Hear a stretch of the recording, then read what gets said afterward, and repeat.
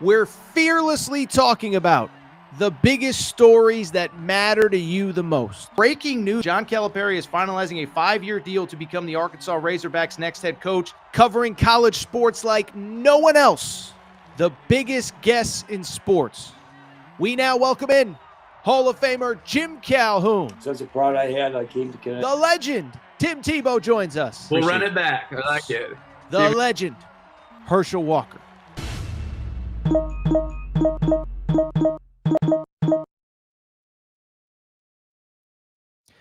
Welcome in, everybody. Little Sunday morning edition, Air Torres Sports Podcast. I'm your host, Air Torres. Hope everybody's doing well. Hope everybody's having a great day. Go ahead, buckle in, get a cup of coffee, because we got a lot to talk about. We might be here till about 4 o'clock in the afternoon. Loaded show, insane show. We got a ton to discuss. We're going to talk about the Tennessee-Georgia thriller. Did Josh Heupel win the game? Did Josh Heupel lose the game? Did Kirby Smart win the game? We got to go ahead and discuss that one from all angles. We'll talk about that Texas A&M thriller. Where do they fit in the conversation? What about Notre Dame? Are they completely out of the playoff picture? Speaking of out of the playoff picture, shout out my national championship pick, the Clemson Tigers. Not looking good for those guys. We'll talk about DJ Lagway's meltdown and what it means for Florida. And oh, by the way, speaking of meltdowns, Arch Manning, not looking good. Speaking of which, you know who's not looking good? Nico, Iamaleava, and the UCLA Bruins. Goodness gracious, do we have a lot to talk about before we get started? Couple things. One, everybody come on in. Sunday, this is our new time. We're going live 11 a.m. Eastern every Sunday. Make sure that you are subscribed to the Aaron Torres Pod and Aaron Torres Pod YouTube channel. If you're watching on YouTube, turn on notifications so you know when we go live. We always do appreciate your support. And oh, by the way, also make sure to subscribe on Apple and Spotify. If you do want to do your boy Torres a favor, leave a 5-star rating and review. Speaking of a favor, I have linked my college football post-game show from Fox Sports Radio. I host Fox Sports Radio 11 p.m. to 2 a.m. Eastern every single Saturday. That is tagged on the top of the YouTube stream. You want to do your boy Torres a favor, just go ahead and download that podcast as well. Before we get started, one other reminder. Do want to thank our friends. Do want to thank our hotel and casino partners, Circa Sportsbook and the Circa Hotel. Okay, so I've told you all about Circa. Bottom line, they have the beautiful facility in Las Vegas, world's biggest sportsbook. I saw they had thousands of people at Stadium Swim on Saturday night to watch the Canelo versus Crawford fight. So Stadium Swim was rocking till probably about midnight Pacific time. But also, if you live on the East Coast, you're always looking for a place to watch games. It's this world now where you have to pay thousands of dollars to watch all these games. You don't have to do it. All you got to do is go to the Circa Sportsbook. Now, they have a new sportsbook in Franklin, Kentucky, Mint Kentucky Downs. So if you're in that Kentucky, Tennessee, Indiana, Ohio area, you don't got to watch all these games at home. You don't have to, pay $1 million, whatever it is, thousands of dollars for Peacock and Paramount and this and that and whatever and Red Zone and whatever. All you got to do, Mint Kentucky Downs, Franklin, Kentucky, beautiful replica sportsbook. Mint Kentucky Downs, Franklin, Kentucky, Circa Sportsbook, incredible, beautiful new facility. We will be there, producer Matt and I, later in the year, probably as we get set for college basketball season. We'll do some live shows from Kentucky, but we really do appreciate your support. With that said, boy, oh boy, oh boy, it is a busy Saturday. No more time to waste. So let's get to the topic of the day. Topic of the day, listen, I guess there's maybe more than one place to start. But the place I want to start, beautiful, Knoxville, Tennessee versus Georgia. And we kind of all know what was at stake coming into this game, right? You had a situation where Tennessee had not beaten Georgia since 2016. This felt like the year the Joey Aguilar hype is through the roof. He's playing awesome, all of that. You get him at home, it's going to happen. Unfortunately, it doesn't. Final score, and what I'll say this, listen, we're going to talk about the Heupel stuff, the Kirby stuff, the whatever. It's hard for me to be too critical because this was an instant classic, a great back and forth, but Georgia does beat Tennessee 44-41. That is the final score. And I think the big question is, did Josh Heupel and Tennessee lose this game? Did Kirby Smart and Georgia win this game? Let's go ahead and dive in. And I do want to start from the Tennessee perspective, okay? Because for Tennessee fans, listen, I'm not a Tennessee fan. I'm not going to claim I feel your pain. I'm not going to claim that, I can't get out of bed today because of whatever. But what I will say is I know what was at stake. You hadn't beaten them since 2016. This felt like the year, and the game starts out great, right? Joey Aguilar down the field, slicing and dicing, 7 points on the board. I think their first touchdown was like 2.5 minutes into the game. Everybody's tweeting, man, I've never seen anyone go through a Kirby Smart defense like that. They go up 7-0. They go up 21-7. And you think that Tennessee is in complete control, and they largely are. Now, listen, great college football game, great teams. You knew Georgia was going to fight back, and they do. They end up scoring 20 straight points to at one point take that, about a 27-20 lead. Listen, this game, we don't have to go play by play, minute by minute. There's a lot that it came down to, including, as you can see on the bottom of the ticker, that field goal as time expired. But even before the field goal when time expired, what I do want to talk about is the decision before that, because everybody focused on the field goal. By the way, we did an immediate reaction, and I probably focused too much on the field goal myself. But to me, I don't want to say this is where Tennessee lost the game, but I do think it is a conversation to have, because I thought that Josh Heupel, everyone's blaming him for what happened with the kicker as time expired late in the fourth quarter. I thought the possession before, that was the moment where Tennessee had the chance to put their foot on Georgia's throat, and Josh Heupel did not take advantage. What am I talking about? What play, what scenario, what situation? Let's talk about it. So about 8 minutes left. Tennessee on defense. Gunnar Stockton was phenomenal, okay? But the one mistake Gunnar Stockton made, drops back. I think the Joseph's kid strips the ball. Tennessee gets possession deep in Georgia's territory. And I bring it up because as my wife's work phone is ringing behind me here. Hold on one sec.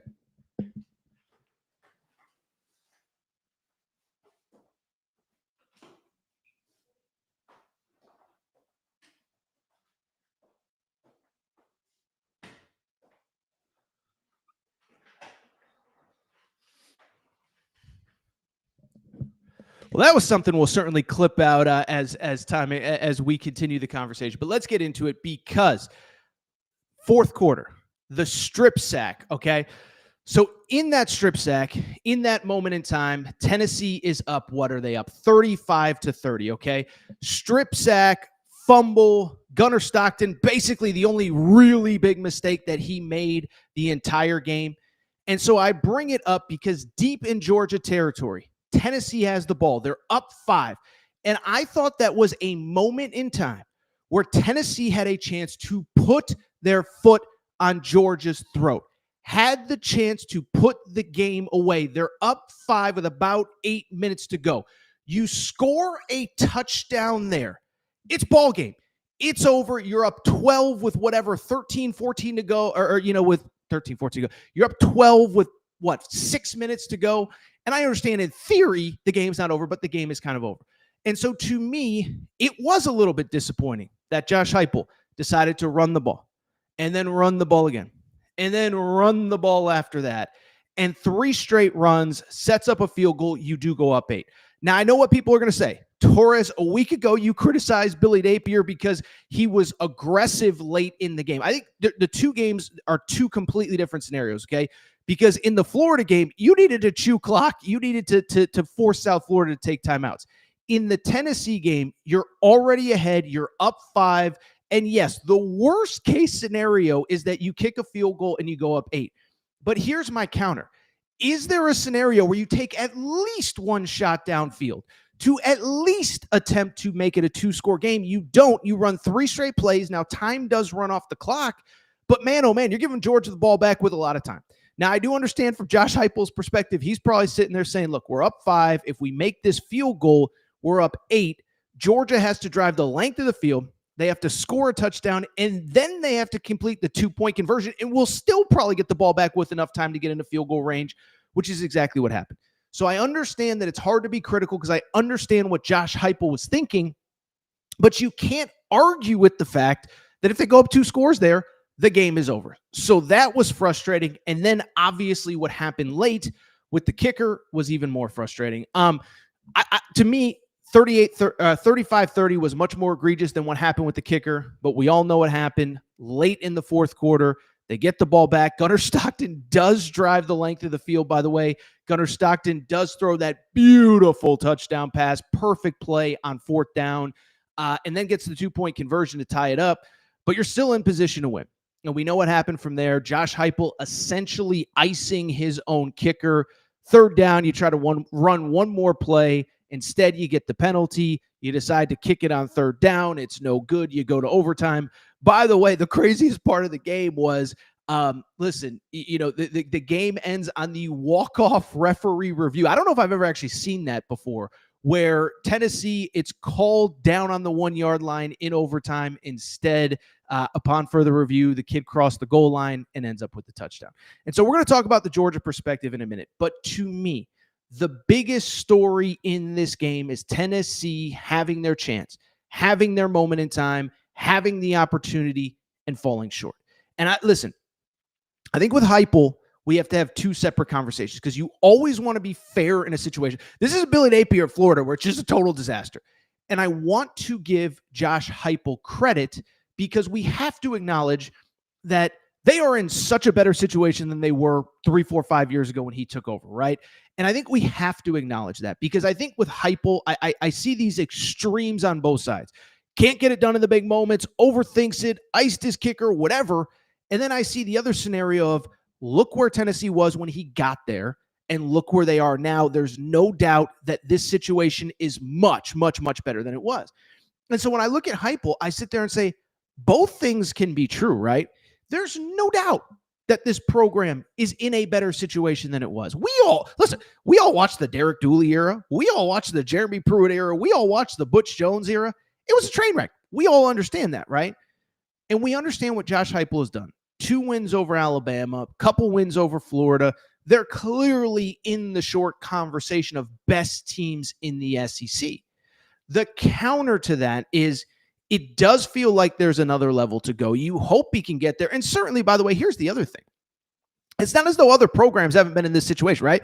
Georgia plays for a national championship in year 2. And what does it take them? Another 4 years, 3 years to get even back into the championship conversation? So it's not like they're the only program that hasn't yet gotten over the hump. And certainly you'd rather be Tennessee than right now Florida or South Carolina or whoever. But we also have to acknowledge that Heupel in big spots at times has not been great. I remember this being a conversation last year of you start out so well, you have that big win on the road against Oklahoma, and then as the season starts to go on, you say, Heupel plays a little too conservative, and Heupel lets too many, and then you lose at Arkansas, and you say, oh my goodness, that was sort of on Heupel. The offense never really got going. Now, some of it might be on their former quarterback, but I don't think it changes the fact that I do think there is another level to go. And so the question to me, how much is on Heupel? Listen, I do think that loss is largely on him. Now, you feel bad for the kicker. You have to make that kick. I get it. And I do understand that Heupel, I think, again, in his head, when he kicked the field goal to go up 8, in his head, he's thinking, hey, guess what? 1, they're going to have to score, make the 2-point conversion, and then we're still going to have time. So he set it up perfectly. But I also do think late in the game, between going for 3, not even attempting to try and go for 7 there when it was 35-30, I think that cost him. And then certainly, I think even Josh Heupel would acknowledge that he kind of butchered things. So how much falls on Josh Heupel? A lot. It's not only him. And I think we can acknowledge the program is in a billion times better shape than it was. By the way, Tennessee, the schedule is not going to be easy, but it's a scenario where you can get back into it. And I do think that Tennessee is probably more of a playoff contender now than a lot of people thought. But I also do think if you want to sit there and if you're a Tennessee fan, and again, I'm not going to pretend to be a Tennessee fan and pretend that I tossed and turned all night. But if you want to say, damn it, man, I know it's the playoff era. I know we're not supposed to lose sleep over one loss. I know this was different. I know how bad you wanted to beat Georgia. And I don't even know what the analogy is, but Georgia has some sort of crazy voodoo over the Tennessee Volunteers right now. Let's switch gears And let's go ahead and talk about this game from the Georgia perspective, because we got to go ahead and talk about this one from the Georgia perspective, as again, Georgia gets the 44-41 win. By the way, Georgia fans, if you find this clip, we reacted to the Tennessee side of things, so we're going to save a lot of the nuance of the game. You know, Josh Heupel did this. Why did he do that? Blah, blah, blah, blah. And we're just going to get into the Georgia perspective of this game. And I think sometimes when it comes to analyzing sports, right? You know, the job that I'm in, the job that so many people that you watch or listen to is in. I do know that sometimes there's like these lame cliches that are kind of corny and you kind of are just like, I don't really know how I feel about that. I do think, though, that to me, the Georgia having the quote unquote heart of a champion, I absolutely think that's at play here. Georgia gets the win. You know, Kirby Smart saying after the game, we didn't even play our best football. Matt, we'll save that sound for a minute. But I just bring it up because, listen, you have to give credit where it's due. So many things go wrong. You fall down 21-7. You fall down 38-30, and you find a way to win this game. First of all, let's give credit where it's due. Gunnar Stockton, you got that dog in you, my man. Okay. And listen, this is another thing where, again, I got to take ownership of the takes that I had all week. And the fact that, like, I was one of many people. I know it was a little bit of a casual take, but I said, Gunnar Stockton, I know he's played for an SEC championship. I know he has played in a college football playoff, but this is his first road start. And I can't not acknowledge that that is something. And it's, you know, by the way, it's not a road start, like, respectfully to go to do the Nick Saban. It's not a road start at Vandy. It's not a road start at, you know, Kentucky when Kentucky is struggling and whatever. This is a road start in Tennessee, in Knoxville, 100,000 people. And so for Gunnar Stockton to come in, he was unbelievable at this game. Finishes this game 23 of 31, 304 yards passing, 2 touchdowns. A couple things. First of all, just 23 of 31. I'm not great at math, but according to the people that are, that's 74% of his passes on the road. By the way, Mike Bobo, who I understand there's been frustration, thought he called a great game, but Gunnar Stockton, unbelievable, right? I think beyond that, we got to go ahead and talk about that final drive, because everybody is going to focus on the Tennessee side of things. Josh Heupel icing his own kicker. Could he have gone up by 2 scores rather than kicking the field goal earlier in the fourth quarter? But we also have to acknowledge that when Josh Heupel did elect to run 3 straight run plays deep in Georgia territory, kick the field goal to go up 8, guess what? Once he decided to do that, Georgia still needed to go the length of the field, still needed to score a touchdown, and still needed to convert the 2-point conversion. And Gunnar Stockton did exactly that.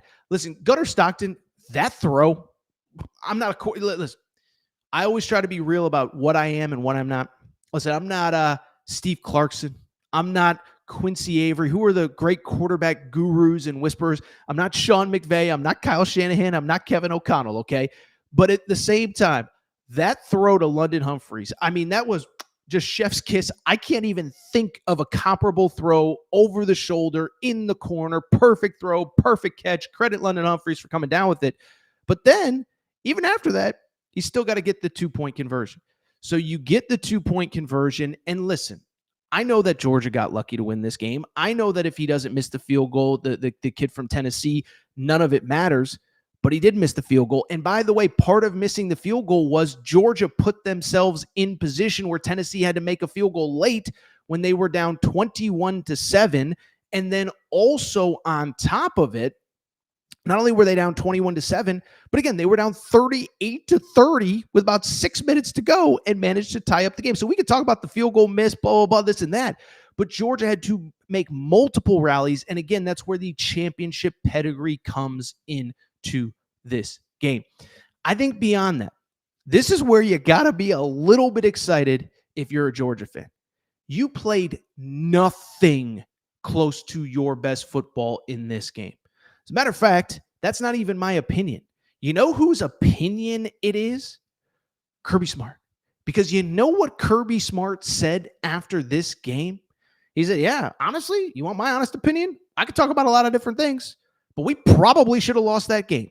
As a matter of fact, producer Matt, we do have the sound. Kirby Smart on the field talking with ESPN sideline reporter about the game. Here is what he had to say. Yeah, I'm really proud of this team. Tennessee deserved to win this game. We didn't play our best game. I got a lot of respect for the way they played. But these kids I got, man, they never quit. They never quit. A lot of naysayers out there about Gunner. I know the sound quality wasn't great, but if you missed that, if you couldn't hear it, he said, we did not deserve to win that game, but these kids that I got, man, they are freaking ballers. And to me, that is what I think the silver lining is you won the game.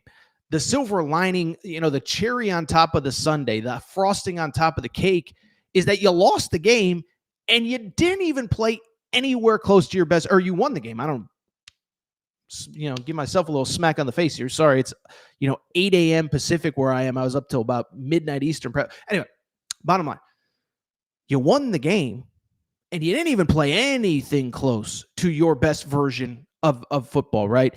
The defense needs to be better. You fell down 21-7, you fell down 38-30, and you still found a way to win the game. And to me, Matt, you can pop up what Kirby Smart had to say after the game as well, because I think that's equally as important.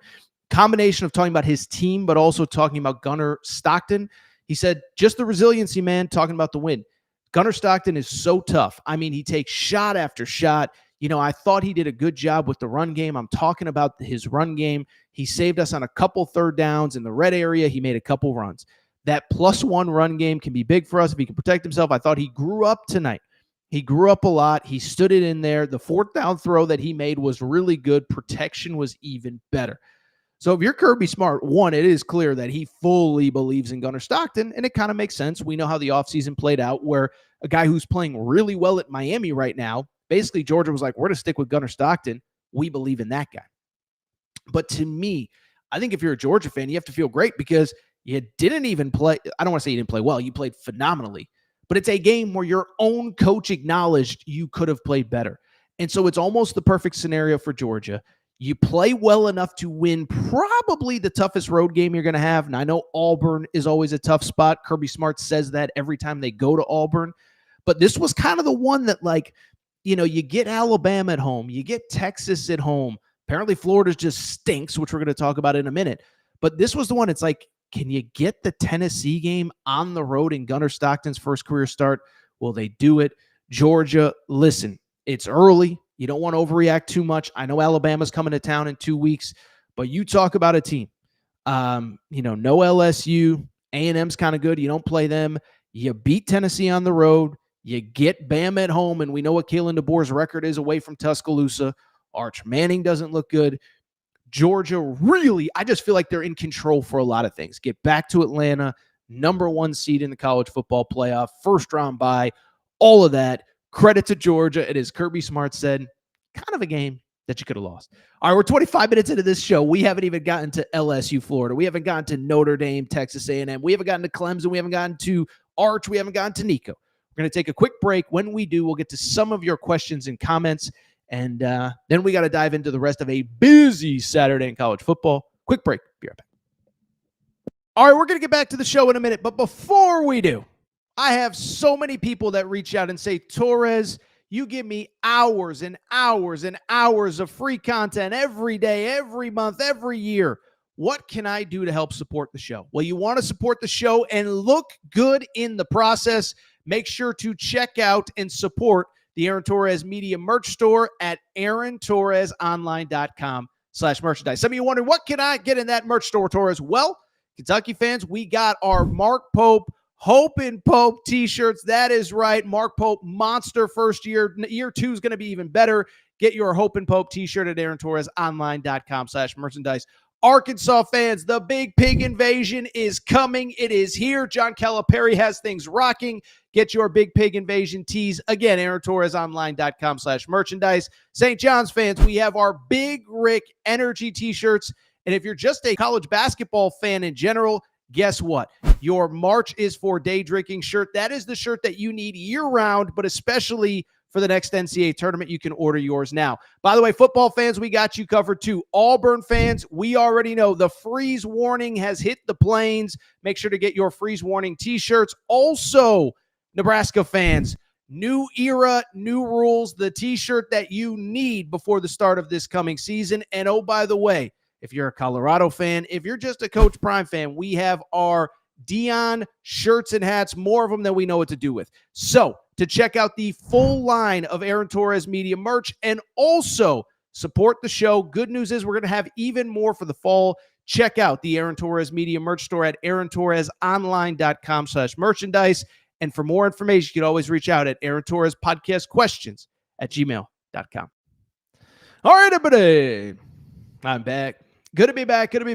So, by the way, got to give credit where it's due. Somebody in the chat just mentioned, I'm just glossing over all these games that Georgia has, and the schedule gets easier from here. Georgia Tech might be the toughest game left on the schedule. We'll go ahead and talk about Georgia Tech's win over Clemson in just a minute. By the way, Daryl going through everyone's season who has been done. Virginia Tech Hokie season done. Yeah, I'd say so. Daryl, this one hurts. UConn Husky season is done. UConn falls to 1-2 on Saturday afternoon with the overtime loss. Let's keep it going. Before we do, though, you know what I got to do? I got to thank our friends, the official ticketing partner of the Aaron Torres Pod and Aaron Torres Pod YouTube channel, SeatGeek and the SeatGeek app. Okay, so listen, it's that time of year. You want to get off the couch. You want to go do something. Maybe your football team stinks, and maybe you're getting ready for basketball, like UConn fans, like Kentucky fans, like whoever. Maybe your football team's awesome and you're a Texas A&M fan, you're an Auburn fan, you're a whoever, and you're just excited to show up to the stadium. Maybe you just want to go to a concert or a show because your football team stinks and you don't want to think about it. Well, guess what? What you need to do is download America's #1 ticketing app, SeatGeek. Okay, SeatGeek is America's #1 ticketing app, 28 million downloads. What I love about SeatGeek is two things. One, they always tell you where the best tickets are. They rate every ticket on the entire app, 1 through 10. Green dot, red dot. Green means go ahead and purchase. Red dot means, you're going to want to slow up on that. Well, I bring it up because I said that's the one thing that I like about SeatGeek. You know what the second thing I like about SeatGeek? It is that, how about this?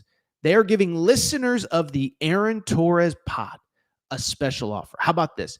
Download the SeatGeek app. If you use promo code Torres will have the link down in our little show description if you're watching on replay. Promo code Torres gets you $20 off your first purchase. $20 off your first purchase. SeatGeek.com, SeatGeek app, promo code Torres gets you $20 off your first purchase. Concerts, shows, college football. You want to wait till college basketball to take advantage of that offer? You can. SeatGeek.com, promo code Torres. SeatGeek.com, promo code Torres. All right, let's get to the rest of just a bananas Saturday in college football. You know, it was a great Saturday in college football because we've only gotten to one game. But let's go ahead and dive into the rest. I do want to start with the late night finish in South Bend, Indiana, Notre Dame and Texas A&M. First of all, this game started at 7:30 Eastern. It ended after 11:30 Eastern. Did I miss like a lightning delay in this game or something? Unbelievable game. Unbelievable finish. Texas A&M, the thriller. So for people who missed this game, this is what you need to know. We could, again, go through in the second quarter, this happened. In the third quarter, with 8 minutes to go, this happened. But what you need to know is this. Notre Dame, about 3 minutes to go, takes a 40-34 lead. Game was tied at 34. Notre Dame scores a touchdown. Field goal, no, PAT is just botched, bad snap, bad hold, no extra point, okay? Ensuing kickoff, Texas A&M returns it for a touchdown, only to see it called back, only to see it taken off the board. Texas A&M, unfortunately, there was a hold. I know Texas A&M fans were mad, but never fear because Marcel Reed is here. No doubt about it. Marcel Reed drives the length of the field with 13 seconds left. The touchdown pass to the tight end. I don't even know how to say the kid's name, so I apologize, A&M fans. You can get mad at me if you want. But Marcel Reed, by the way, I tweeted this out. Matt, I didn't send it to you. Marcel Reed's the most underrated player in America. I mean, you talk about the best quarterbacks in the SEC. People are going to talk Joey Aguilar, Gunnar Stockton. Until yesterday, they would have talked DJ Lagway. Everybody wants to talk about Arch Manning. Marcel Reed's as good as any of them. He's clutch. He made the play. The PAT is good. Randy Bond, another one. He's been there. Randy Bond, I think, played with Johnny Manziel. The PAT is good. Texas A&M survives. All right, so a couple quick thoughts here. One, first of all, the refs. Okay, every fan base thinks the refs are out to get them. A&M fans were mad about the holding call that took the kickoff return off the board. Notre Dame fans were probably rightfully angry that on the last play of the game, well, not the last play of the game, but the touchdown pass from Marcel Reed, there was clearly some sort of weird thing at the line where, one of their defensive tackles essentially got held, whatever. I don't think that's why you lost the game, Notre Dame. I think it's because you gave up 41 points and 400 yards of total offense. In terms of the game, winners, losers, perspectives, etc. Listen, I think to me, the bigger story is probably Notre Dame. Do want to start with Texas A&M, though, because Texas A&M been doing this a long time, been covering college sports forever. And A&M is just one of those programs that always seems to find a way to lose these games. And so the fact that they don't, the fact that they get the win, the fact that they find a way in South Bend at night, you got to give them credit. As I said, to me, Marcel Reed, listen, you start talking about guys that could come off the radar and be in the college football, not only the college football playoff conversation, but like a Heisman conversation. Why can't Marcel Reed be there? This is a guy, veteran player, whatever it is, multiple years in the program. I find it interesting. There's a couple A&M quarterbacks that are playing former A&M quarterbacks that are playing really well right now. Connor Wigman's 3-0. Marcel Reed beat him out last year. Haynes King, 3-0. We're going to talk about him in a minute. Marcel Reed was obviously on the roster with him just a few years ago. And so I bring it up, although I don't know if they actually were on the same roster. I think they were for 1 year. Anyway, doesn't really matter. The point is, Marcel Reed is a survivor, beat out Connor Wigman. And now it's like, you talk about guys that are potential Heisman contenders. Why can't Marcel Reed be in the mix here? Just beat Notre Dame on the road, 9 touchdowns, 1 interception. This is, of course, in the air, 1 rushing touchdown on the ground. The other thing for Notre Dame or for A&M that completely stands out if you watch this game, the wide receiver core has completely changed overnight in a positive way. And it's funny, we mentioned this in all of our prep work, but going into week 3. But Lane Kiffin, this was in reference to the Ole Miss-Arkansas game. He kind of referenced how a year ago, Arkansas's secondary was a weakness. And now in 2025, if you have a weakness with NIL, you can go into the portal. And almost like NFL free agency, you can go fix a spot of weakness and make it a strength really quick. Well, let's give credit to A&M because that wide receiver core was not good enough last year. Fast forward to this year, it's a strength of the team. Mario Craver, transfer from Mississippi State. Casey Concepcion, transfer from NC State. Those two dudes are total difference makers, total X factors, total game changers. Craver had the big touchdown run, and that not catch and run.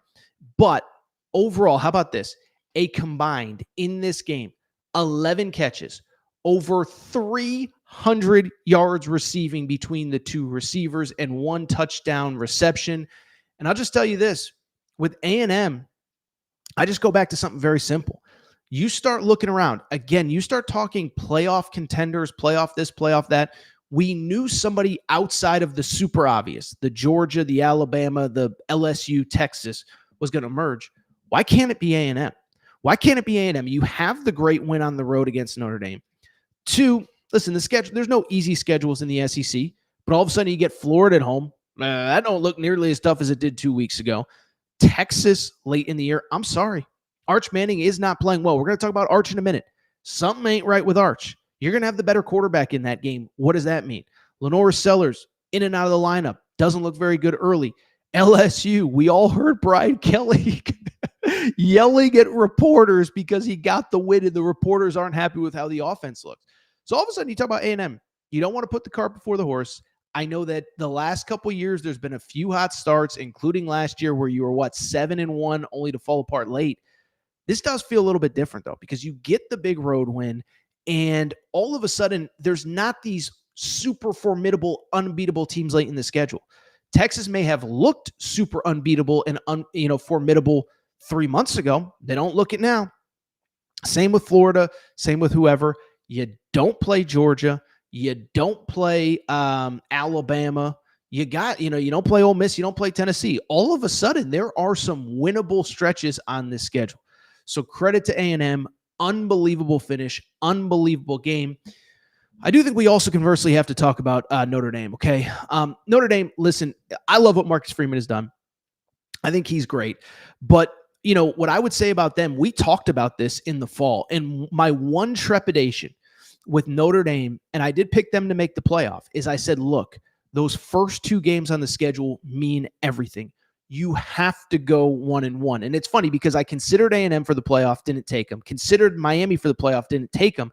And the reason I didn't take them is because I said somebody's got to win those games and lose those games early in the season. And for Notre Dame, it came down to you had to go 1-1 against Miami and Texas A&M, because if you don't, if you look at the rest of the schedule, I just don't know that you're going to have enough opportunities to put together an impressive resume for the committee. Listen, if you remember about 2 or 3 weeks ago, the committee kind of changed the bylaws a little bit in terms of what are the rules for teams getting into the college football playoff.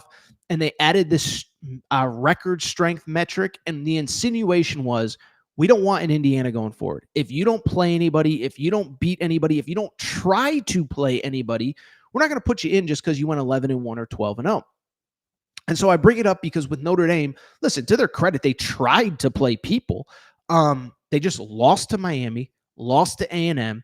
And you look at the rest of the schedule, there's not a lot of great wins to be had. Now, you got to go to Arkansas in a few weeks. Maybe Arkansas gets better. Arkansas, man, we might not even have time to talk about Arkansas. They had a chance against Ole Miss. Can't take advantage. But is Arkansas going to be a great win that props up your resume? Probably not.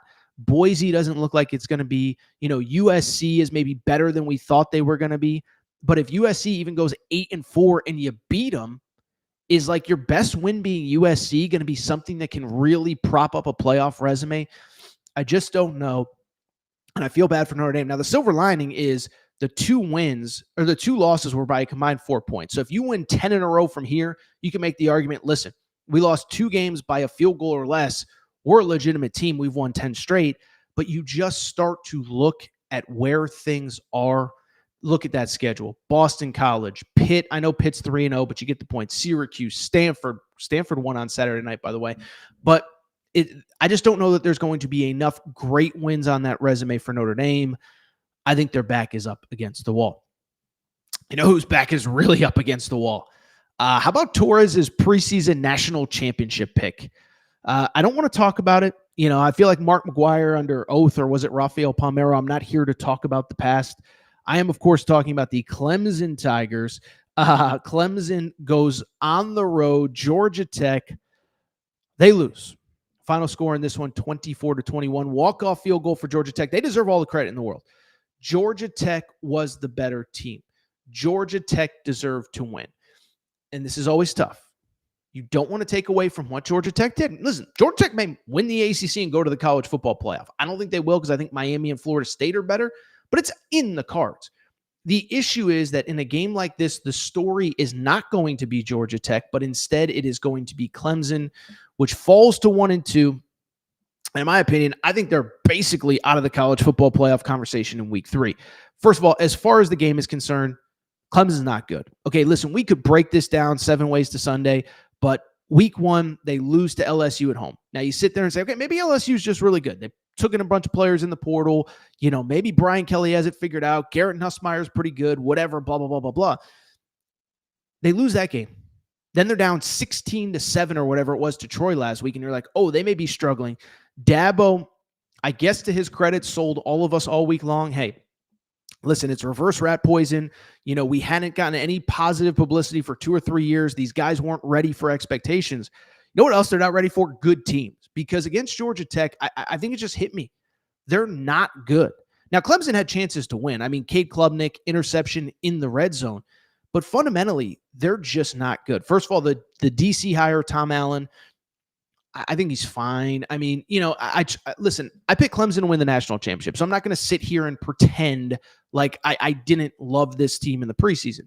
But Tom Allen wasn't like this super inspired DC hire. I mean, he took over at Penn State, and then Penn State pushed him out the door when they had a chance to get James Franklin. So was it Tom Allen, or was it, Penn State just having dudes all over their defense? But the defense is okay. It's not great. And then I think equally as importantly on offense, and this was something we knew coming into the year, but I thought Clemson could figure it out. The run game just isn't good enough. Adam Randall, if you look at a box score, their best running back, had 80 yards in the game, but like 30 of them came on that one carry right before the half. There's no there. And Cade Klubnik, the whole offense is Cade Klubnik running the football, and he's certainly not passing it well enough. By the way, there's a separate conversation to have about this QB draft because Cade Klubnik stinks, Arch stinks, whatever. We'll save that conversation for another day. But I just go back to, like, it's hard for me to look at Clemson and say that realistically that things are going to get turned around, right? Because sometimes you lose a game, trying to think. Notre Dame lost a game on Saturday night. I don't think Notre Dame's a bad team. I just think they ran into a team that was 1 point better in that game. A missed field goal, missed PAT, you probably win in, you have a chance to at least win in overtime. Tennessee, I don't think is a bad team. I think Clemson is a bad team. I think you look at Clemson, they can't run the ball. Defense isn't as good. And I know we're not supposed to overreact to stuff in September in the 12-team college football playoff era, but it's almost what we just said with Notre Dame. Where are the wins that are going to supplement a resume for Clemson if they don't win out, go to the ACC championship game and win the ACC championship game? They don't play Miami.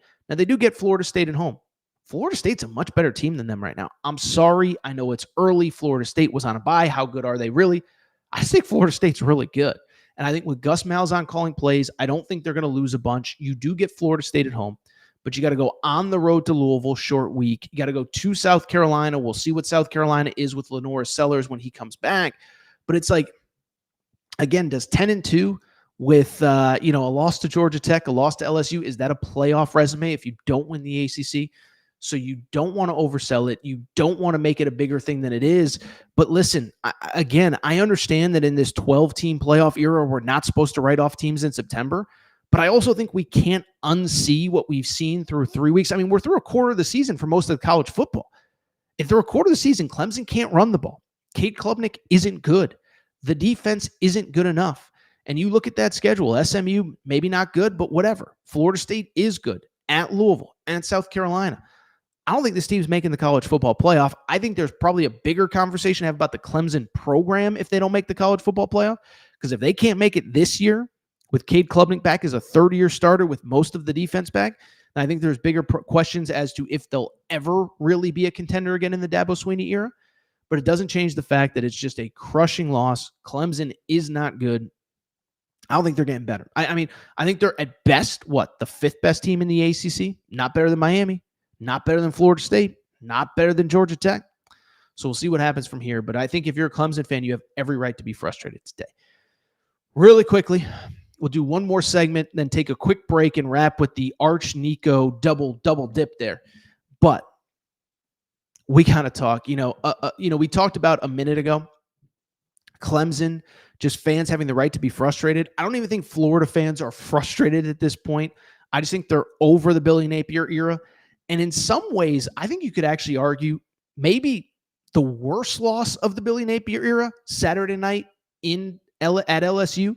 That sounds crazy, but here's the reason why I think it's the worst loss. It's because the only hope you had in saving your job was that DJ Lagway looks like the guy that we all thought that he could be. Instead, five interceptions in Baton Rouge. DJ Lagway with 5 interceptions as LSU beats Florida 20-10. Really quickly, the story of the game, LSU improves to 3-0. I don't know how many people saw it. Brian Kelly blew up on a reporter after the game. I'll be transparent. I didn't actually really have a problem with what he said. I thought it was a weird deal. You just won an SEC game to open SEC play at 1-0. You're 3-0. With 2 wins over teams that we thought were pretty good. Even if they're not, it's still a good start to the season, right? But Brian Kelly blows up. That becomes the story. But the real story to me was Lagway. It was Florida. And to me, I know we said last week that was the unofficial final nail in the coffin of Billy Napier. I think this, though, actually really is. And let me explain why. So it's funny, right? I do this for a living. Talk about college football, talk about college basketball, talk about college sports. You try to educate yourself. But as time goes on, you forget stuff. And I think I forget even how much Billy Napier's entire tenure has kind of rode on DJ Lagway, the ebbs and flows, right? Because listen, we all talk about last year, and I include myself. Florida struggles out of the gate. They lose to Miami at home. They lose to A&M at home to open the year. Then they kind of get rolling. Then Graham Mertz gets hurt. Then DJ Lagway comes in. Then DJ Lagway looks awesome. They beat LSU. They beat Ole Miss. They beat Florida State. They beat Tulane in the bowl game. They win those 4 games. Those 4 games basically saved Billy Napier's job. What I kind of forgot, though, was that DJ Lagway actually, as a high schooler, before he even got to campus, kind of saved Billy Napier's job. There was a great article. I want to say it was The Athletic. I could be wrong on that. But The Athletic did a really good article. I think it was The Athletic. Matt Baker maybe was the guy's name, where they basically talked about Lagway's recruitment and how Lagway committed early in, I guess it would have been the summer of 2023. Remember, Billy Napier was coming off the Jaden Rashada disaster. It's easy to forget now the Jaden Rashada thing was as crazy and as weird as anything we've ever seen. Jaden Rashada currently in a lawsuit with the University of Florida, okay? But at the same time, the Jaden Rashada thing happens. Then Napier quietly, to his credit, summer of 23, puts together this unbelievable recruiting class for the 2024 recruiting cycle. So 2 recruiting cycles ago.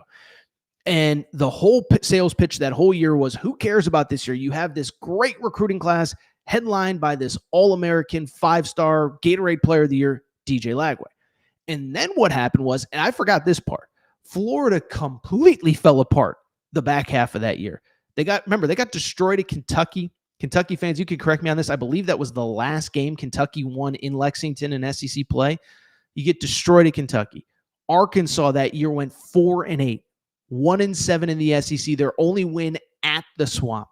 You'll lose to everybody late in the season. You'll lose to Florida State. That was the year Florida State, could have been in the playoff, won the ACC, but that was post Jordan Travis injury. You lose 5 straight to end the season.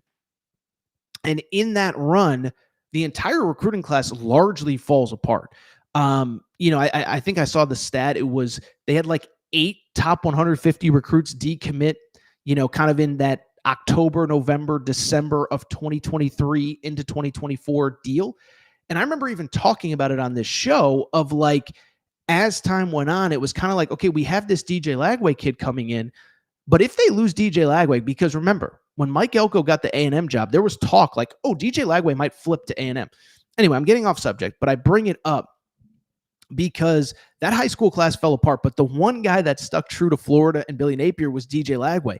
And so DJ Lagway kind of saved his job after his second season.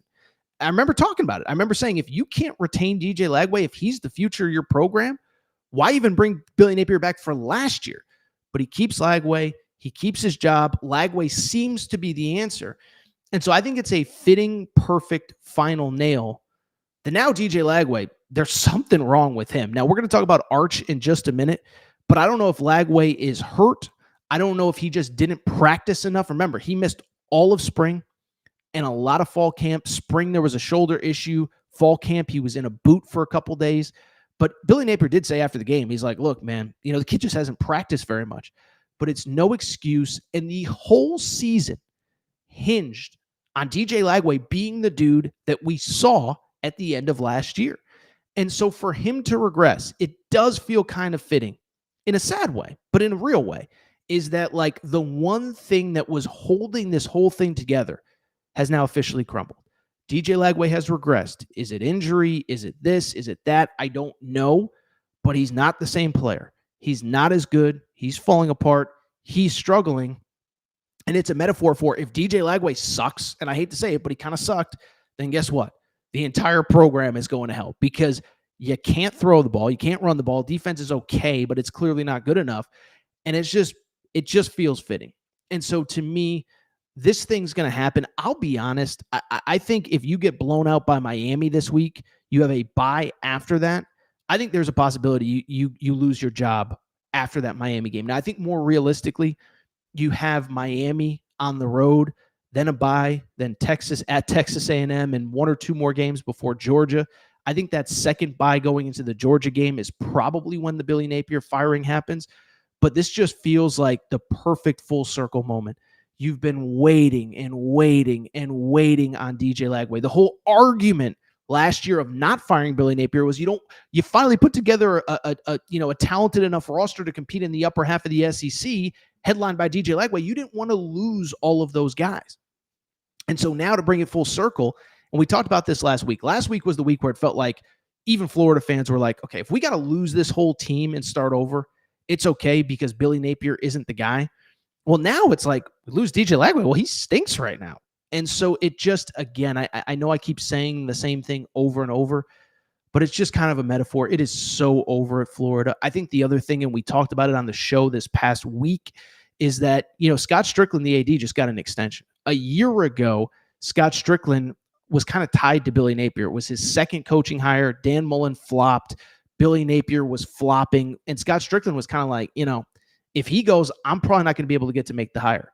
Well, Florida wins a national championship in basketball, Scott Strickland gets a extension, and now he can make that tough move. And you talk to people inside that Florida building, it feels like Scott Strickland is not afraid to make the move. The money has been raised, and the only thing holding this entire program together, DJ Lagway, officially falls apart. I feel bad putting it on one kid, but when you go on the road, 1 touchdown, 5 interceptions, some of it's on the coach, some of it's on the play calling, some of it's on the receivers, but 5 interceptions is 5 interceptions. I feel bad for DJ Lagway. Feels like it's over in Florida. Feels like this was the official just moment where it's like there's no doubt. There's no doubt. Remember, by the way, this week, Florida was about an 8.5-point underdog? Money came in on Florida late in the week. Like, people thought that this could be close. It was only close because the Florida defense was half decent. The LSU offense might not be good. 5 interceptions for DJ Lagway. It's over at Florida, and I don't think it's a 0% chance that Billy Napier is out. If they get blown out by Miami this week, I don't think there's a 0% chance it ends about this time next week. All right, so what we're going to do, we're going to take a quick break, come back. When we do, speaking of struggling quarterbacks, we got to talk Arch Manning, and speaking of struggling coaches, Deshaun Foster. I think he's done at UCLA, but we're going to obviously talk about Nico Iamaleava, the most fascinating conversation in college football right now. Quick break, one more break. Be right back. What's up, everybody? It's AT, and I've told you before, when I'm on the road, when I'm podcasting, sometimes you end up looking like a slob. Look at me, mismatched socks, I'm wearing shorts. What am I doing? The folks at FioBox said, Torres, let's get you some fresh gear to look better when you're on camera. Well, what do you think? This is all part of the spring collection for FioBox. These jeans, perfect when I want to go to games, casual, serious, business casual, you name it. Got the quarter zip. And oh, by the way, we got this perfect zip. This is the perfect spring, summer zip that you can wear when you're out with friends. Maybe it gets a little chilly. Maybe it's a little chilly in the morning. Perfect for all occasions. So this is what I need you to do. If you like what you see, and you should, what I need you to do is visit FioBox.com. That's FioBox.com, FIOBOC. By the way, FioBox has a special promo code for listeners of the Aaron Torres pod. Use promo code Torres and get 20% off your purchase. Thank you again to FioBox. By the way, make sure that you're following them on social media at FioBox, FIOBOC. Thank you, FioBox. All right, everybody. I'm back. Good to be back. Final segment of the show. So good to be back. We just talked about the struggling DJ Lagway. We're going to talk about 2 more quarterbacks that are going in the wrong direction fast. Before we get to them, though, you know what we got to do? We got to thank our friends. We got to thank our partners. We got to thank Collie Puffs and ColliePuffs.com. Okay, so I've told you all about the Collie Puff story, but family-owned company, not far from where I live. And here's the bottom line. It's football season. You spend 12 hours on the couch watching college football on Saturday. You're going to spend 12 hours on the couch watching NFL on Sunday. Well, you need a snack that is both healthy but delicious, something you're going to love, something your kids are going to love.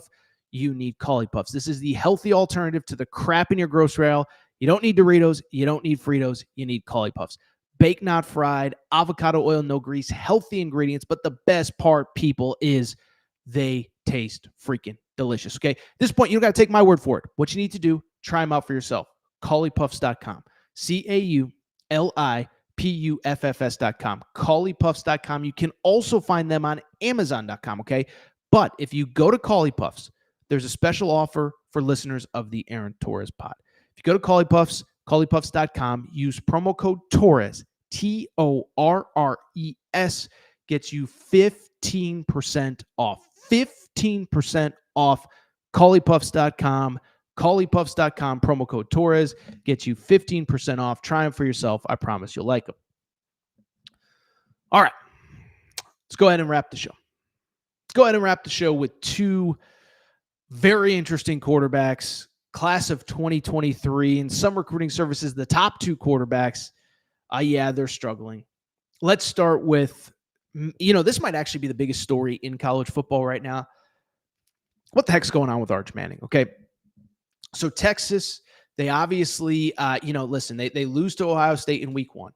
Then week 2, week 3, week 4, they have 3 just cupcake games. They play, last week was San Jose State. This week was UTEP. Next week is Sam Houston. Then they get a bye before they open SEC play. By the way, I was thinking about this. Like, everybody that complains about the Texas having just the easiest pathway in the SEC, getting the bye before Texas has kind of a manageable schedule, okay? But the story with this team is the state of the quarterback position, because there's something weird going on with Arch Manning. He's either hurt or he's just flat out a bust, and we need to go ahead and talk about it, okay? So listen, with Arch, I've tried to be fair. I said in the preseason, I said, listen, I am not going to put it out of the realm of possibility that maybe, just maybe, he could be a generational quarterback. I said, we have no proof of it. If his last name wasn't Manning, nobody would be talking about him as the Heisman favorite, as a guy that could lead Texas to a national championship in year 1. But I said, I'm willing to listen. I just don't necessarily believe that it's going to be the case. Well, he struggles against Ohio State, and we try to dismiss it as, well, it's Ohio State and Matt Patricia and this and that and whatever. Then last week, he's phenomenal against San Jose State. And I think we were fair on this show about Arch. I basically said, look, here's the bottom line. If I'm not going to be super critical after he struggles with Ohio State, I'm not going to be super like, he's amazing because he threw a couple touchdowns against San Jose State, okay? And we said this at the time. We talked about it at the time, whatever. I basically said, look, I need to see it against Florida, whoever, SEC play, A&M, or I don't care who. Show me something against a real team before I get too excited. That brings us to Saturday. You hope to build some momentum from this past game where you threw 4 touchdowns. Instead, it's the opposite. In this game against UTEP, Texas does win 27-10. Arch Manning, 11 of 25 passing, 1 touchdown, 1 interception, at one point through 10 straight incompletions. Yeah. It was bad. It was so bad that Texas fans started booing. And how about this? On the season, Arch is completing 55% of his passes, does have 6 touchdowns and 3 interceptions. But in the game on Saturday, averaged about 4.5 yards per completion. In a year where we felt like Texas has been on the precipice of winning a national championship, this was the year they get over the hump. It's the exact opposite. And Arch might be the reason they don't win a national championship rather than putting them over the top. I think what's interesting is there are 2 differing conversations going on with Arch right now. Is he hurt? Does he just stink? And let me say this about Arch. I'll say a couple things. One, this is going to sound mean-spirited, but if you listen and hear me out, I don't think that it is. I actually think, and in some ways, I sort of hope that he's hurt. Now, I don't hope he's hurt. I'm not rooting for him to be hurt. But I hope that kind of explains why he has struggled so much, okay? And listen, it's been a weird week in Texas. We all saw the Sark clip. We don't have it available. I didn't even bother to pull it. But we all saw the Sark clip earlier in the week. There was a video of Arch clearly wincing, clearly in discomfort after throwing a pass last week against San Jose State. And if you saw the video, you could tell something isn't right. And Sark was asked about it on, I think it was Monday or Tuesday of last week at his media availability. What was this video of him wincing? And Sark was like, what are you talking about? This is football. And then he said, I don't follow you into the bathroom with a camera to get every facial expression. It was clear Sark got very defensive about it. And I saw some people like, he's just standing up for his quarterback. No, that was weird. And I thought a lot of people who cover Texas and know Texas brought up an interesting point of, he kind of just lied about, Quinn Ewers being hurt a year ago. And so if you look at Sark's behavior, and I think too, if you watch Arch, It doesn't look like he's right. He's throwing a lot of these weird sidearm Patrick Mahomes throws. He's kind of short-arming a lot of it. And I did have some people, I saw some stuff on Twitter on, I guess it would have been Saturday night, of the throwing motion a year ago against, when he played Mississippi State and UL Monroe versus the throwing motion now. It does not look the same. I do wonder if he's hurt. And in some ways, again, I like, this sounds weird. I kind of hope he's hurt because that explains why there's been this regression. But at the same time, we also have to put out the possibility that he might just stink.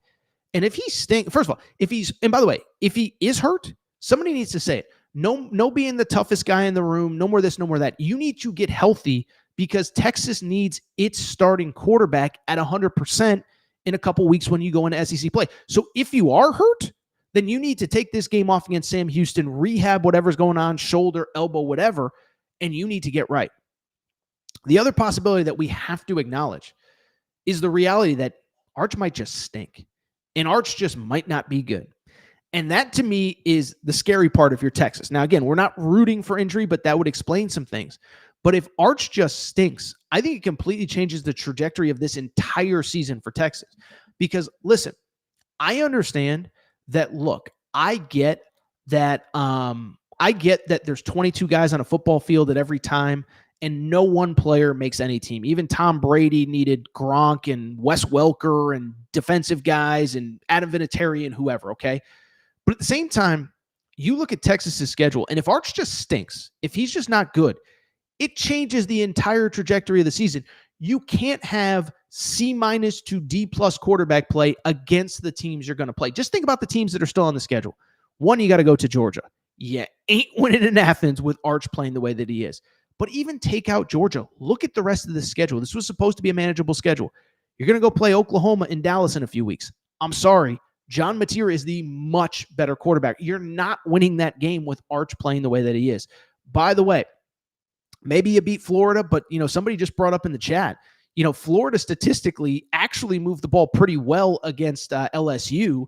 It's just that DJ Lagway kept throwing interceptions. If he takes care of the ball at home, I don't know that you're going into the swamp and beating DJ Lagway. You probably are because Billy Napier is a mess, but you're not beating Mateer in Oklahoma. You're not beating Kirby Smart, Gunnar Stockton, and the Georgia Bulldogs. By the way, look at some of these other games. Texas A&M, Marcel Reed's the better quarterback. I'm sorry. Maybe the home crowd is that much of an advantage, but I'll tell you what, if you're out of the college football playoff conversation, then all of a sudden, do a lot of A&M fans buy up tickets to that game? Do A&M fans take over that stadium? And does Marcel Reed outplay Arch Manning? I know I'm getting deep into hypotheticals, but these are things we have to talk about. By the way, Arkansas, I don't know what's going on with that defense, but Bobby Petrino and Taylon Green are making magic. You play Taylon Green in Arkansas, you're not going to have the better quarterback on the field. Is this a little aggressive? Is it too much? Am I overselling it? Maybe to some degree. But at the same time, look at the games left on the schedule. If Texas doesn't get great quarterback play or better quarterback play, it doesn't matter how good the defense is. It doesn't matter how good the run game is. It doesn't matter how good the skill position guys are. It will not matter. And so with Arch, again, I'm not rooting for anything. I want all these guys to be good. It makes my job easier. We got good games, good teams, good stuff to talk about. But we have to acknowledge that something isn't right. We have to acknowledge that all the questions that we had coming in are proving to be true. Now, maybe it's injury, but maybe he just thinks we're going to find out soon because you get Sam Houston and then you get a bye. And then after that, you just don't know. By the way, Luke Schumacher says maybe Cutter Boley, Kentucky's new starter, is better than Arch. I'll say this. I went through the list really quickly on Saturday of quarterbacks I would take over Arch right now in the SEC. I'll tell you this. Take Marcel Reed over him. I take Taylon Green over him. I'm not going to go through every single one. I take Garrett Nussmeier over him, and I don't even love Garrett Nussmeier. Lagway after Saturday, I don't know. But you go on down the list, there's a lot of guys that you would take over Arch Manning right now. Bo Perbula at Missouri, Gunnar Stockton at Georgia, Jackson Arnold, John Mateer. There's a lot of dudes I would take over Arch right now. He kind of stinks.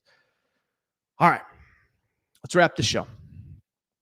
I actually feel genuinely terrible talking about this conversation week after week after week after week. But my responsibility is to talk the biggest stories in college sports in college football, certainly this time of year. And there is, I don't think, a bigger story right now than the absolute downfall of Nico Iamaleava. It's bad. It continues to get worse. I said last week they hadn't even come close to rock bottom. Well, I think it's correct. And I think we are officially reaching the point with Nico where this has to be considered. I can't even think of a comparable decision that has been worse for a player's present or future than Nico Iamaleava. I mean, when you talk about all-time awful decisions, whether his dad made the decision, whether he made the decision, this is going down as maybe the worst one ever, okay? So first of all, we talked about Nico after the week 1 loss, gets beat up against Utah. Okay, it's Utah, whatever. Then they lose on the road to UNLV, and you're like, oh, this whole operation may stink. But basically, you looked at the schedule and you said, okay, you're back at home Friday night against New Mexico. If you can't beat New Mexico, 0-12 is kind of in play for UCLA. Well, not only did they not beat New Mexico, I don't know how to say this. I don't want to say it wasn't competitive, but it kind of wasn't competitive. New Mexico jumps out to the 7-0 lead. How about this for a fact? At home, UCLA never had a lead against New Mexico. Unbelievable. New Mexico jumps out to a 7-0 lead, a 14-0 lead. UCLA cuts it to 14-10 late in the third quarter. Big running place makes it 21-10. And then, of course, from there, they never get closer than that. So it's not just that you lost to UCLA. But by the way, it's not just that you lost. It is the manner in which you did it. Can you believe this? In this game, this was the craziest part. I know most of you didn't stay up because why are you going to stay up till 1 a.m. to watch New Mexico, UCLA on a Friday night? It was bad. And the part that was especially bad, UCLA is a train wreck, okay? UCLA in this game, it's not just that you lost to New Mexico. It's not even that you never had a lead. It's that New Mexico was just the fundamentally better team, almost 500 yards of total offense for New Mexico. This was the crazy stat. 298 yards rushing, almost 7 yards per carry in this game for New Mexico. And so you look at it, it's not just that you lost. It's that it's largely uncompetitive. And here's the thing. Look at UCLA's schedule. I'm not saying that they're going 0-12, but what I am saying is 0-12 is absolutely in play. Just for fun, we're not going to pull up the whole schedule, but you still got Penn State, Ohio State, Nebraska, at Indiana, at UCLA. I just checked off 5 more for sure losses. So now you're talking 0-8. Of the 4 that are sort of winnable, at Northwestern, you got to fly cross country. Good luck. At Michigan State, got to fly cross country. Good luck. Maryland at home probably feels like one you want to circle, but even Maryland right now is 3-0. Mike Locksley wins the games he's supposed to, and you're probably not beating Washington at home either. So I think 0-12 is in play, and I think even worse is just this whole situation that Nico finds himself in. Put aside what he could have been doing on Saturday, leading a top 15 team out of the tunnel at home against Georgia. And let's just look at the current situation that he's in. He is at a school that realistically, in my opinion, can go 0-12. Beyond that, I think it's not only fair to say that Deshaun Foster isn't going to survive this, I think it's almost certain. There were rumors already on Saturday from UCLA insiders that, Deshaun Foster might not make it through the weekend. Now, as we're recording, I have not seen anything. I'm looking right now in real time to see. As of right now, it does not look like Deshaun Foster has been fired. But I think there is a possibility that by the time some of you listen to this, I don't think there's a 0% chance that he's fired by late Sunday, early Monday. UCLA is on a bye right now, and they just lost to UNLV, and they just lost to New Mexico. By the way, the New Mexico game, they paid New Mexico over $1 million to come to the Rose Bowl. And so I don't think it's out of the realm of possibility. By the way, I was texting friends. The UCLA AD, Martin Jarmond, is on the hot seat in his own right. So maybe he doesn't even have the authority to fire Deshaun Foster. Maybe that's the only thing keeping Deshaun Foster in this job. But this is the part that's so it just, again, in some ways I feel bad for Nico. In some ways I don't. Listen to dad, whatever. But it's not just that you left Tennessee. It's not just that whatever. But now you're in a situation where your coach is probably going to get fired. 0-12 is in play. You're clearly regressing as a quarterback because you were playing under one of the best quarterback coaches in America. I can criticize how Josh Heupel handled the end of that game on Saturday, but we can't deny that Josh Heupel knows what he's doing as far as developing quarterbacks. Dylan Gabriel, his quarterback at UCF in the NFL. Joe Milton in the NFL. Hendon Hooker in the NFL. I mean, all these guys are in the NFL. Now you're at UCLA. You might go 0-12. At best, at best, we're probably talking about 3-9. So you go 3-9. Congratulations. You've regressed. And the crazy part is, I think even as tenuous as the end was at Tennessee, I think if he had just stayed there, I think there were people that were willing to take him in the first round this year because they sat there and said, look, 6'6", huge arm, good coaching, the tools are there. And then he would have won 9 or 10 games at Tennessee, and you could have hidden the fact that maybe he isn't that good, maybe he can't process defenses, whatever. But at least you were in a situation where the coach and the talent around you was going to hide any of your deficiencies. Now, your coach is probably going to get fired, which leads to an interesting question. Are you going to transfer again? Are you going to stay at UCLA for another coach? Or are you going to go into the NFL draft with your draft stock about as low as it possibly could be? Listen, I know there's going to be a lot of Tennessee fans that find this, non-UCLA fans, non-Tennessee fans, whoever. I actually in some ways do feel bad for Nico. He clearly was guided by people. I think they probably thought they had his best interest in heart, but they were selfish. They were greedy. It's going to cost them. And I'll say this. I said this to lead the segment. I don't even know. I can't even think of anything comparable as far as a decision that is going to have this much ramifications and repercussions. I mean, there's been guys that have taken bad contracts in the NBA and NFL and Major League Baseball, but usually, at least when you're taking a bad contract, you say, okay, I'm either going to take less to stay in a good situation, or I'm going to take more to go to a bad situation. I'm going to double my salary to go play for a bad team. This is the scenario. We all know what it is, where worse coaching staff, worse team, worse situation, and less money. And it's hurting his development because, again, it wasn't about the $2 million you could make at Tennessee or the 1.8 you can make here or the 2.1 you can make there. It was the 70, 80, 100, 200 million that you could have made in the NFL if it all worked out. And so I could go on and on. I know Nico isn't a sympathetic figure. I know Nick, his father, certainly isn't a sympathetic figure, but I have never seen anything quite like this. And man, oh man, oh man, I just don't know what else there is to say. UCLA on a bye. So I think there's a possibility that we don't talk Nico again, at least for a few more weeks. Although with the way things are going, who knows? Again, UCLA will return to the field. They play at Northwestern in a couple weeks from now. And then, oh, by the way, you get Penn State at home. So good luck with that. All right, I think that's it for this show. We're an hour and 14 minutes in. You know, a credit to Daryl. Daryl in the chat is just going through every program that's dead.